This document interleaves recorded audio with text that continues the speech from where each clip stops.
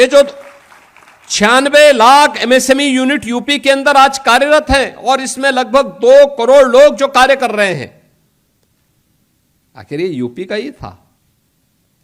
17 के पहले की सरकारें क्या कर रही थी?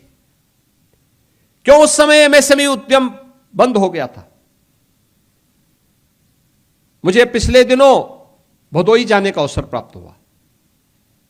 याद करिए, भदोई का कारपेट ये बंदे के कगार पर था। अब और तब की स्थिति थी। आज भदोई 12,000 से लेकर 14,000 करोड़ रुपए का कारपेट एक्सपोर्ट कर रहा है।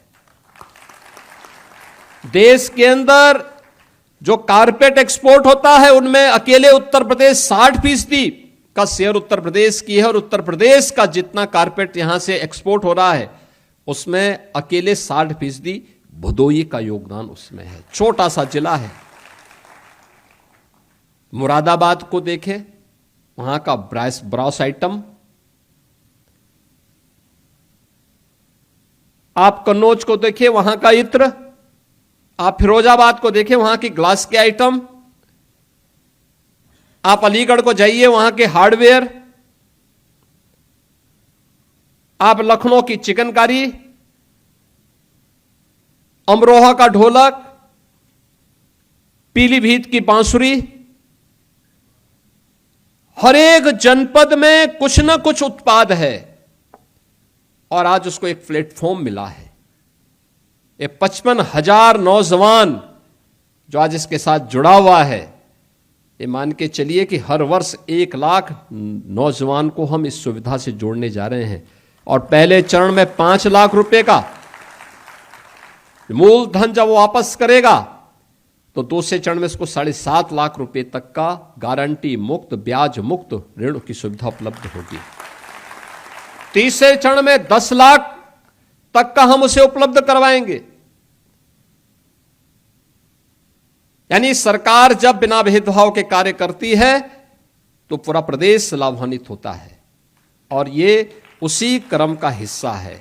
एक तरफ इनके माध्यम से हमने ओडीओपी से जुड़े हुए, विश्वकर्मा श्रम सम्मान से जुड़े हुए अपने युवा उद्यमियों को ट्रेनिंग दी, और ट्रेनिंग के साथ साथ उसे टूल किट भी उपलब्ध करवाया है। याद करिए, टूल किट के माध्यम से उसको एक पहचान मिल रही है। उसको टूल किट के लिए कहीं और नहीं जाना पड़ रहा है।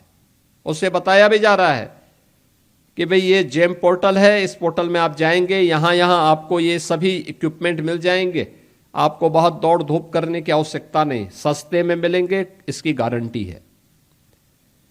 ये सभी चीजें उपलब्ध करवाई जा रही हैं, और आज ये सभी चीजें यहां पर आते हुए हम लोगों ने इसमें पिछले 8 वर्ष में बहुत कुछ काम किया है।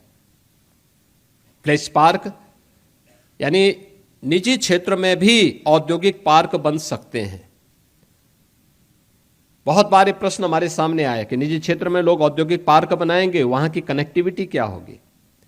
हम लोगों ने कहा कि देखिए 10 एकड़ से लेकर के 50 एकड़ के क्षेत्रफल में बनना है, और यहां पे उद्यम लगाने के लिए एक व्यवस्था दी जा रही है, तो कनेक्टिविटी भी उत्तर प्रदेश सरकार देगी। हम लोगों ने वहां पे कनेक्टिविटी के जो भी मामले आए थे, पीडब्ल्यूडी से कह करके वहां पे हम लोगों ने कनेक्टिविटी के साथ वहां पे अच्छी रोड, 4 लेन और 2 लेन की सड़कों से जोड़ने का काम किया है।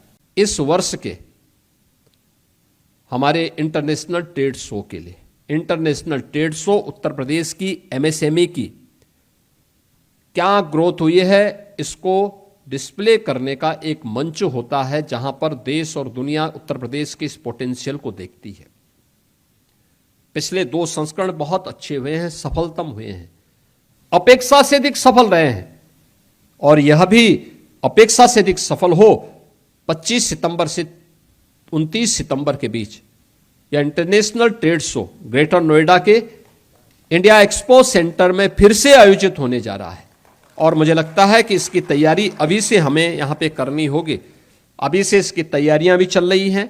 उत्तर प्रदेश के प्रोडक्ट को फिर एक मंच वहां पर मिलेगा। देश और दुनिया के बायर्स वहां पर आकर के उत्तर प्रदेश की सामर्थ्य को, उत्तर प्रदेश की शक्ति को वहां पर एक मंच से देखेंगे। आज आपने यहां पे देखा होगा, हमने मंच पर उन सभी उद्यमियों को भी सम्मानित किया है जिन्होंने यहां पर अच्छा काम किया है। अब सीएम युवा का मोबाइल ऐप भी यहां पर प्रारंभ कर दिया गया है। आप उसके माध्यम से ऑनलाइन भी इस सेवा का लाभ ले सकते हैं।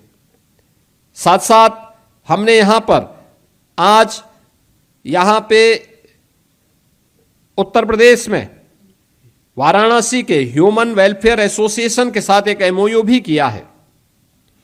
यानी जो उत्तर प्रदेश की प्रोडक्ट है, इसको जीआई टैग मिले, इंटरनेट वैश्विक मान्यता प्राप्त हो, वहां पे उससे मान्य किया जा सके, इसके लिए एक एमओयू किया। अब तक उत्तर प्रदेश की 77, यानी देश के अंदर सर्वाधिक है 77 प्रोडक्ट को जीआई टैग मिला है और हम लोग 75 नए आवेदन हमने इसमें फाइल किए हुए हैं।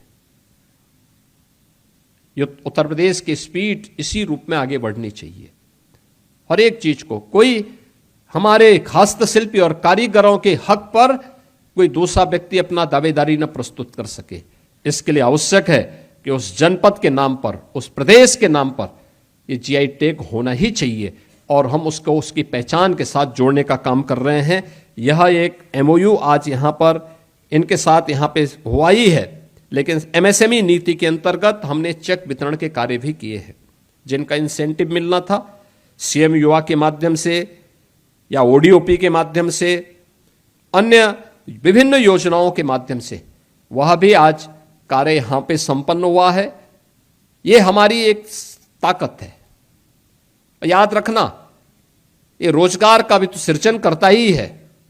बड़े उद्यम के लिए भी एंकर यूनिट के रूप में भी जो सबसे बड़ी भूमिका का निर्वहन करता है, ये एमएसएमई यूनिट ही करती है। कॉमन फैसिलिटेशन सेंटर के आज 2 केंद्र यहां पर लोकार्पित भी किए गए हैं, बरेली और मुरादाबाद के। सीएफसी बरेली और सीएफसी मुरादाबाद का भी लोकार्पण किया जा रहा है। एक लंबी श्रृंखला हर जनपद के लिए तैयार हो रही है, जहां के माध्यम से वहां की लोकल उत्पाद को न केवल अच्छी डिजाइन और तकनीक के साथ जोड़ने का, बल्कि उसको पैकेजिंग के साथ जोड़ने के लिए, उसको मार्केट से लिंक करने के लिए भी क्या कुछ संभावनाएं हो सकती हैं, इस दिशा में सीएफसी उन्हें सहयोग कर रही है।